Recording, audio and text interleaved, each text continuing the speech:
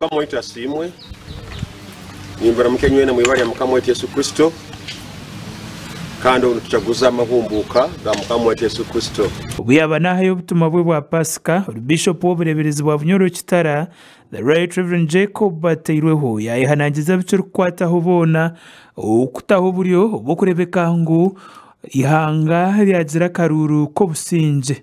Bishop Ateirweho yahamya kuguriyo moga gwa buri Munyayuganda okutahwita fari abusinjo mu ihangomo okutira munonga ombwire bwa karuru ka okukoma kwaitu no kusera karuru kube kwa abantu machuwa timaenda kyetata mu Runyoro abantu abakukire mutekereza akaruru kaisana ko mupira. Bishop Ateirweho yayongera yahamya kwabebembezi benyikirizo mu ihanga barukuza kugumiza muno gukora umurimo gwabo ogwo kushabira ihanga ugurebekangwa karuru tukaretaho katabanguko. Has been mu ihanga lyetu lihabuki obusenge no kutekana tukwenda kururesa gama neseseka tukwenda tear gas erwaza kansa nebwire bin challenge even the innocent people now are affected by tear gas. So we don't want to see this happen again in our country. We are praying for all you, for all our leaders na besimire nywen.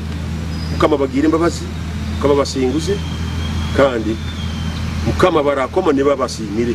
Ibyo bikiri aho Right Reverend Jacob Bateirweho yayihanangiriza abatezi b'obururu obutatorana muntu wena urukugamba ebigambo bibi hari mugenzi we kureka akaruru kabo gahereze bwogo urukubahereza ebyentunguka udaireho n'urukutekateka aburungi bw'ihanga. Character assassination otabaza kuri mugenzi wawe nkubasabagani nyokani nkubagambira omuntu alibaza kuri mugenzi wawe mwibali ya Yesu nkubagambira gani kakugenda.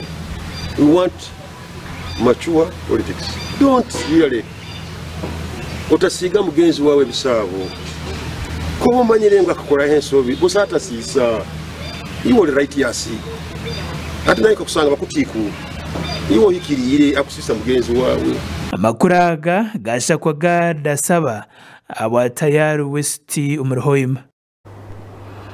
Netugumiza mu